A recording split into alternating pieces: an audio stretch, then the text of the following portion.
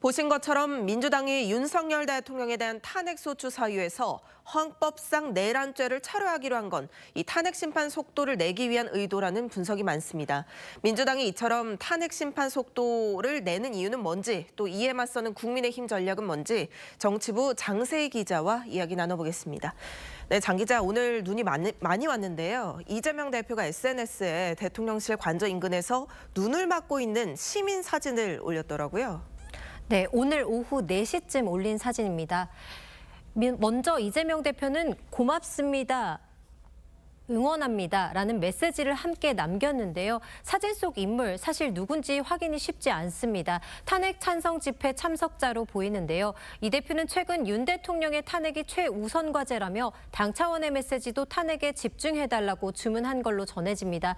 실제 당에선 윤 대통령이 체포영장 집행된 이제 지난 3일부터 오늘까지 사흘 동안 윤 대통령 관련 메시지를 22개 냈는데요. 주로 공수처를 향해 2차 영장 집행에 나설 것을 촉구하는 내용과 탄핵소추 사유에서 내란죄 삭제를 정당성을 이제 설명하는 내용들이 대부분이었습니다. 네, 민주당에서는 2월 말이면, 그러니까 다음 달이면 이 탄핵 심판 절차 마무리할 수 있다, 이런 얘기도 나온다고요? 네, 민주당 탄핵소추단의 이제 내부 판단입니다. 네. 헌재는 오는 14일부터 내달 4일까지 5차례의 변론 기일이 이미 확정했는데 이런 속도라면 2월 말 전 헌재 결정도 가능하다는 겁니다. 이번 사건보다 구조가 복잡하고 연루된 인사가 많았던 박근혜 전 대통령 탄핵 심판은 17차 변론에서 마무리된 바 있습니다.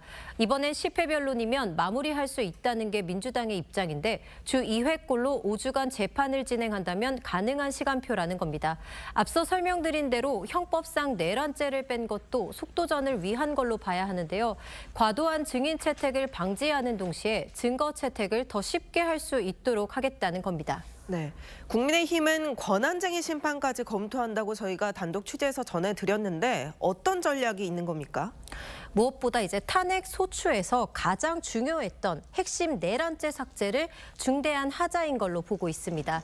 탄핵 소추안의 재의결을 주장하는 것도 지금 이것 때문인데요. 일단은 여론전에 주력한 뒤 필요하면 정청래 위원장을 상대로 한 권한쟁의 심판도 청구하겠다는 겁니다.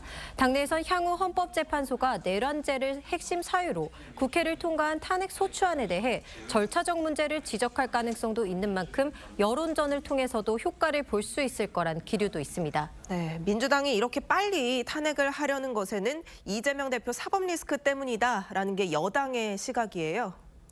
네, 맞습니다. 당장 오는 23일에 공직선거법 위반 사건 2심 재판이 이제 재개됩니다. 이 대표는 변호인도 선임하지 않았고 항소심의 시작인 소송 기록 접수 통지서도 이제 3차례 전달 시도 만에 수령했습니다. 재판 고의 지연 지적이 이어지자 재판부가 지난달 23일 직접 나서서 국선 변호인을 선정하고 별도의 준비 기일을 잡지 않고 공판 기일부터 진행하는 등 속도를 내는 모습입니다. 이르면 다음 달쯤 2심 선고가 나올 수 있다는 예상도 나오는데 만약 2심에서도 피선거권 박탈형이 나오면 전국 분위기가 반전될 수 있기 때문에 서둘러 조기 대선을 확정지어야 한다고 판단하는 듯합니다.